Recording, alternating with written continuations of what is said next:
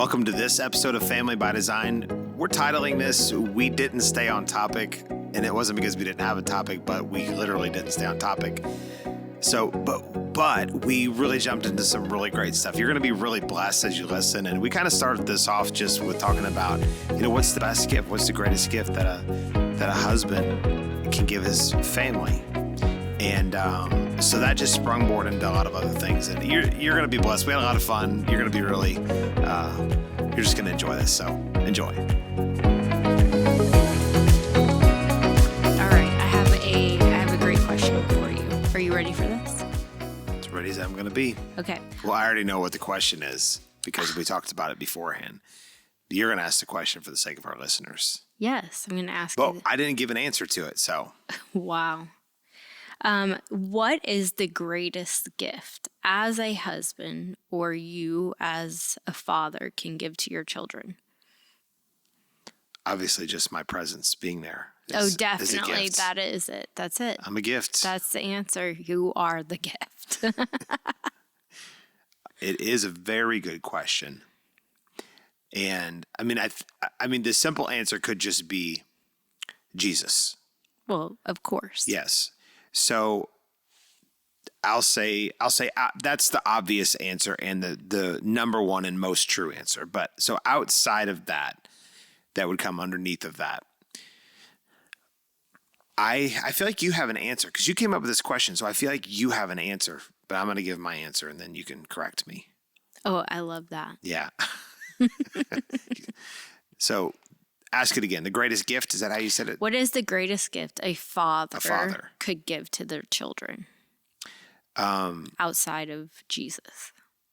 I think that time, I'm going to give a couple answers here. Okay. I think that time and attention are both very important things. So you could not be there, or you could be there, but still not really be present with them. Right. So it's to be there and to pay attention to them, have interaction, all that.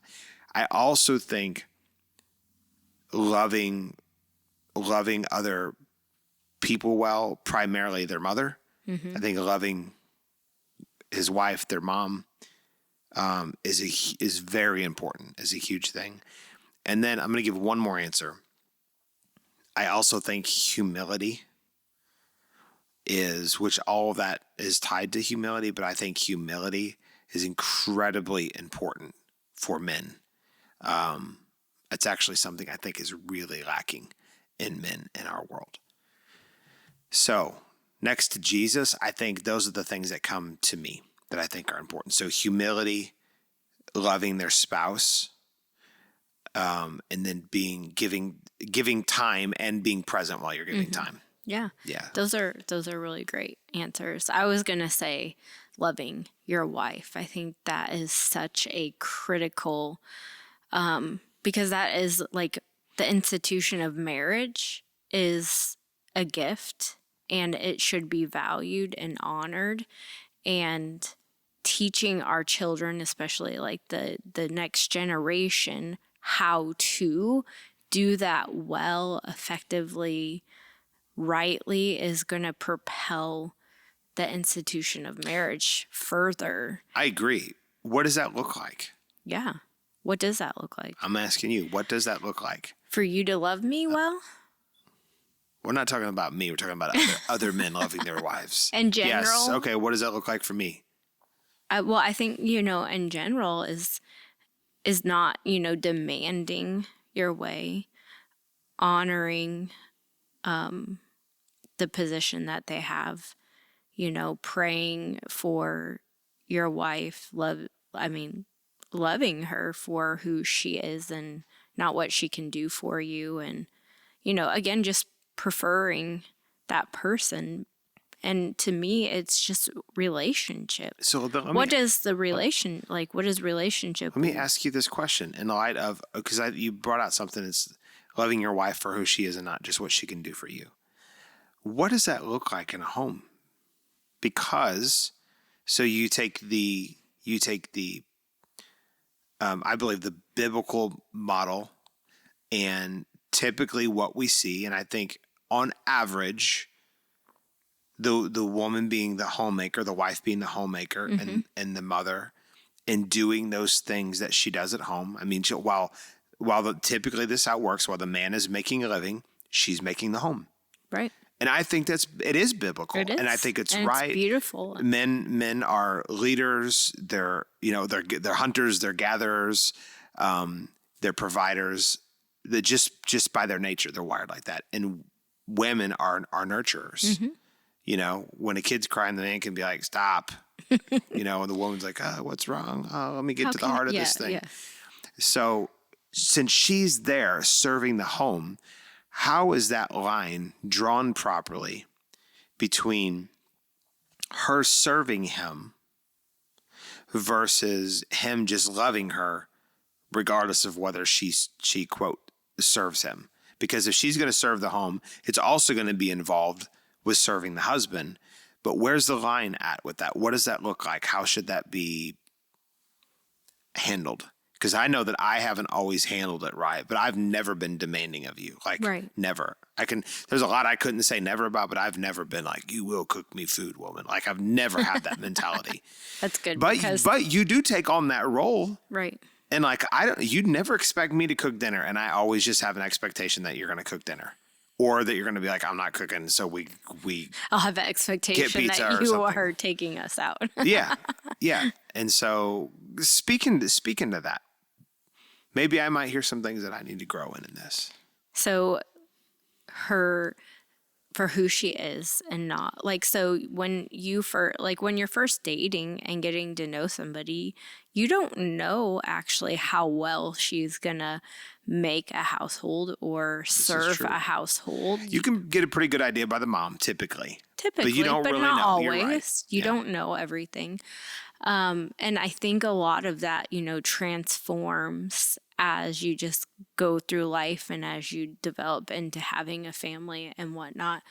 But you loved her before all of that because of, she was fun and you enjoyed spending time with her and you valued her opinion on things and you wanted to know her thoughts and you talked about dreams together and desires and wants and those things. And, I think a lot of time, what? Some of his dreams revolved around her cooking a good meal. Probably not. Probably not. Honestly, I never thought about that. Never before we got married. That was not you weren't fulfilled about if I could make you food. You were like, how let's jump in the sack. Yes, that's pretty much what I was thinking. Right. And and then her desire is I want to have a family and I want to do those things, but we don't think about the serving aspect. And a lot of times the wives don't. You don't unpackage and maybe think about how roles just change and not change, but just morph. Maybe that's not the good word. And we lose, sometimes if we're not careful, we lose the essence of our relationship. Yeah. In the midst of our roles and responsibilities. So this is, maybe let me ask, I kind of asked the question I wanted to, but maybe let's ask it a little bit better, because you just talked about how that, we kind of morph into these roles, which are outside of our love for each other. Right. But they're a huge part of our marriage. Yes. If you don't do the laundry, it takes 3 days and it's a mess. You constantly have to stay on top of that. And you just do that. We never sat and discussed that. Now I'll do my own laundry on occasion. I'll do mine, but typically I don't even do mine. You pretty much do it. And so we've assumed these roles, right? And we do help each other. But when it comes to real physical things, and just as a side nugget before I get into my question, I always want to take the opportunity, and here we are in 2025, to make this point. There's a huge difference between men and women. No, we work. Are you serious? Yes, it's not just It's not just, body parts and stuff. It's the way we think. It's physically how we're structured. Because we were, we're working on the house and we had painted some siding. We left it out, and it's going to get hung up, but we had to move it into the garage. And we had to carry it a particular way. Kingston had to be carried a particular way, otherwise it would break because it's kind of brittle till it gets up. And Kingston came over to help us. And if he hadn't helped me, it would have been a lot more work on me. But we basically just picked the siding up and moved it in. And it was, it was work, but it wasn't that bad. But it was very challenging for me. Now, granted, you are way shorter and your arm span is way less than even the average woman. Apparently my grip strength. But it reminded me that like there is a difference between men and women. Like we know this, but like it's not just in the physical aspect and it's not just in how we think, but even in our physical makeup. I mean, with our, obviously our parts are different, right? But then, you look at how we think is different, but even people are like, women are like, oh, I could do that job. I'm just like, actually, I don't think you could go and do a lot of the stuff that men can do. I don't want to. And the thing is that men also cannot do many of the things that women can do. And usually if we do, it's terrible. Like we just don't do it very well. We don't do it with the amount of care and tact and input and things that need to be there. Because it's not like you're necessarily graced. That's right. Let me go back to this question then. So as our roles have developed, here's a question I have for you. As the roles have developed and we just fit into those things. Mm-hmm. I do more physical things. And even though we work together in what we do, like it's because of my job and my role and stuff that, I don't have a typical job because I'm a pastor. So it looks different than like going out and, working construction or, an accountant that goes and, uses his mind to do something like that or whatever. But I go and I'm the breadwinner, right? And so that you expect that of me. And if I wasn't doing this, you'd expect me to go make money somewhere else. Right. Mm-hmm. And you are, even though you do a lot of other things, you do take care of the home. I expect that from you. Right. I do. If I came home and the dishes were piled high, there's been a few days because our children, but anyways, but I mean, basically you keep the house. If I came home all the time, the dishes were piled high, nothing was ever clean, there was never food ready, I would look at you and say, what is wrong with you? Why aren't you taking care of this? So here's my question. Do we have a right to expect those things from each other? So maybe not demand. Like I've never been like, cook me a meal, woman. I think but I do expect it. Are we right for that? I don't know, actually. I think that we get to this place of having assumed responsibilities, right?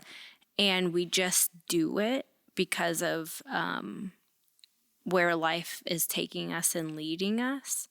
And then we can develop, because I've always done it, that there is this expectation that's going to be done. And then if for some reason it's not getting done, then if you're not careful, because you've assumed this expectation and you don't begin to communicate about it, it could be a place of contention where you begin to argue and fight and have then these let down expectations, and then you begin to withhold love because you're not sure why these things aren't happening. So, I mean, I think you can, but if life, depending on what happens in life, and this is why communication, when we talk about communication, is so vital, and this is actually something that should be communicated, because oftentimes, depending upon what's happening, and I've been a bad person, like I've been bad at communicating this. When you have this expectation, I have this expectation of myself too. Like I like to cook, I like to clean, I like to make sure the house is a safe, warm, caring, nurturing environment and things are in order. But depending on life sometimes, and I'm busier and I have more responsibilities outside of the home, I'm not keeping up with it. I should help. You should help, Sure. But more than that, a lot of times just because of our personal relationship is, and you're better at seeing and delegating. I'm learned to be like a better manager, but I'm bad at communicating. I'll just let it get overwhelming, and then I'll get frustrated if you're not helping. And you're like, if you would have just told me that things are too much, I could have helped you figure out how to do that, because you're not ever saying you want it done. You expect it to be done, but you don't always have an expectation that I do it, but that it gets done. And sometimes I've needed you to help me see how. Okay. So yes, and that to me, I think that could be a whole nother conversation for another time, because that is really important, those dynamics and how we help each other and fill gaps. Right. Let me ask. So I don't think I answered your question. You kind of did, but my question is, are we right to expect those things from each other? And my answer is yes. I think that, and typically most people, like if a man were to say, well, I expect my wife to take care of things with them, I just expect her to do that. They'd be like, you misogynistic, egotistical jerk. But nobody has a problem with someone saying that if the wife were to say, he needs to get off his butt and he needs to go make a living for the family. Like, nobody seems to have a problem with that. I think this goes both ways. This is my opinion. I think that it's right for me to expect those things of you, and I think it's right for you to expect those things of me. But they shouldn't be done in a spirit of, do your job, being demanding. Yeah. Like that's not healthy. But there should be an expectation, and I think probably most of the people that listen to our podcast, this isn't really an issue. But we have dealt with issues to where their husbands, they're just plumb lazy. They're just lazy. They're lazy at home, and they're lazy in terms of working, and the family struggles because of it. And you also have instances where the wife is lazy. And I've actually seen this way more than the other way, to where he will go on to work all day and come home and the house is a mess. The kids aren't taken care of. The laundry's not clean. You know what I'm saying? And so like, she also needs to come up and take care of that things. But really we work it all together, because we've had seasons to where you've worked and made money, and it was a short season, and I took care of some things at home, like when Kingston was real little. Mm-hmm.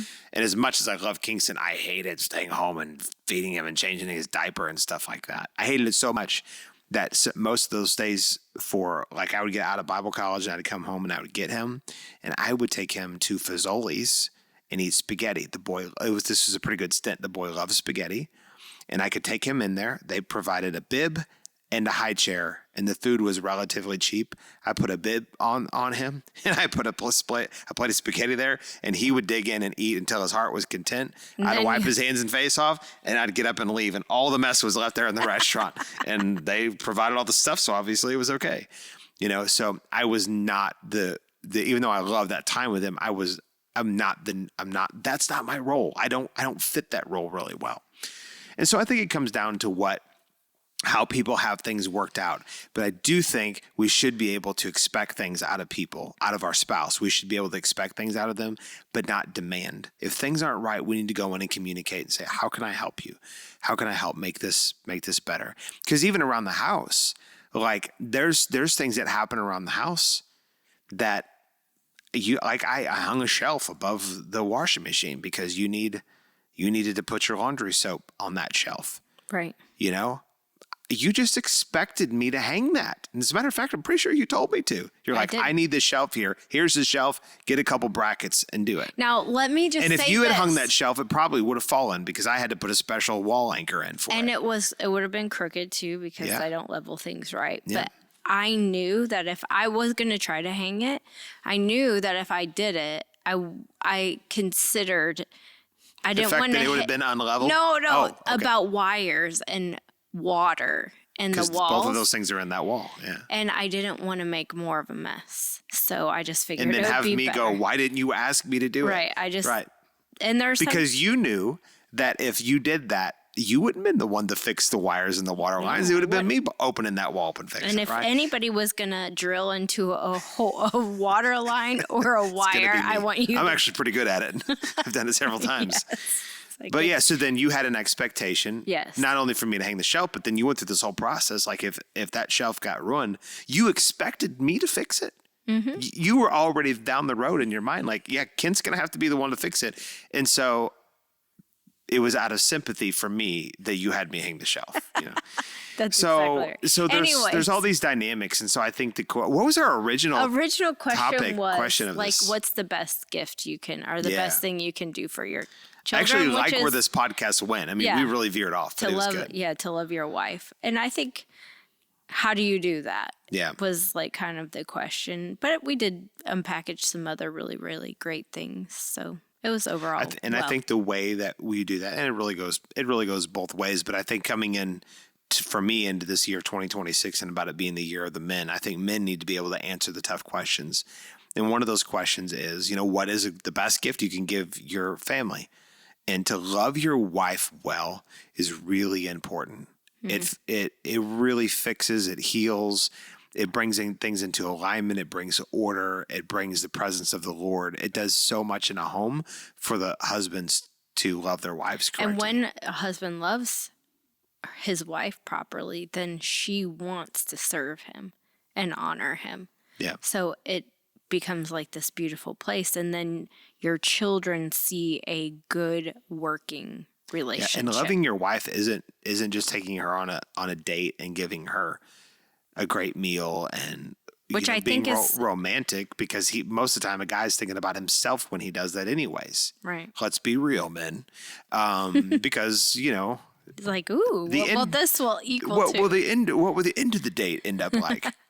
So, but those things are important because it's not just about that. It is about connecting and whatever. But I think it's the day-to-day things that mean more. But we'll finish with the story. Chris Valentin tells a story about how he's counseling this couple and they're having these problems and, they're fighting back and forth, and she was complaining literally that he was leaving his underwear laying in the floor. Like that was a genuine complaint that she had. Come on, women. We know And this then- is a genuine complaint. So, so anyways, he said, and they had gone on this like dream trip to Paris. Right. And so they're arguing back and forth in Chris's office. And she said, will you just leave your dirty underwear laying on the floor? And he said, I took you to Paris. And then this came to Chris. He said, you can't fix with Paris what you broke with your underwear. Yeah. And you can do it like big gestures like that. And that they're good. They'll be really great for even for as long as it lasts, but like it's all the other stuff that really matters. I've taken you to Paris before. You have, and I loved it. But Thank we don't you. talk about our trip to Paris every day. We talk about why are your socks laying there? Although I have become increasingly better. You have. I have. Actually, The biggest thing is you have to have a good listen. Ladies, let me give you some instruction here. Let me give you some help. Let me help the ladies out.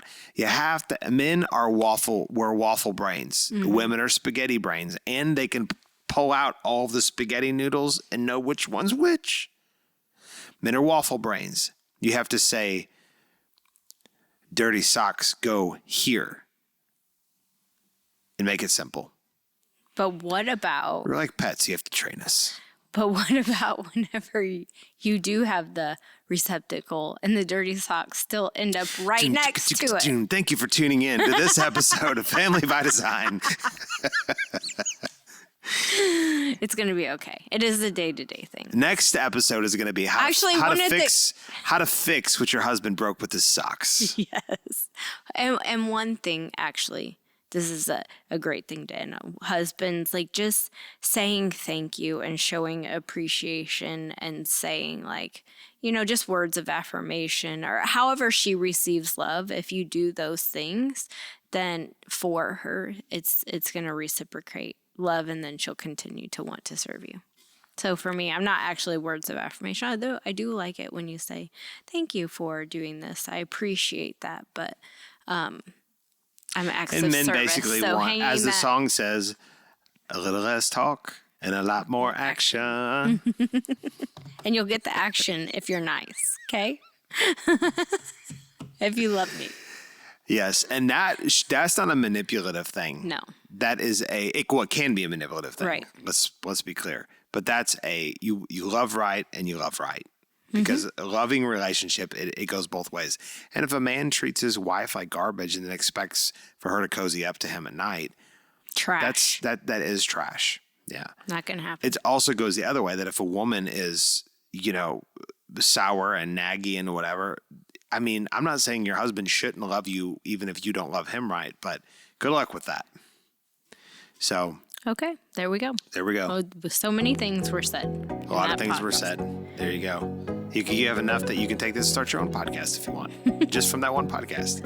Okay, the anointing is lifted. Be blessed. Thanks for tuning in to this week's episode of Family by Design. I pray that you were blessed as you listened to the word of the Lord for your life today. I want to encourage you to go on and leave us a review and a 5-star rating. If this ministry is blessing you, go to our website at www.wartmen.org. There you can find more resources, and you can also consider partnering with this ministry. If you like what we're doing, we just pray that you would at least join us in prayer and consider supporting us financially as we take the gospel deep into the hearts of people. Gospel preached, hearts awakened, and nations reformed.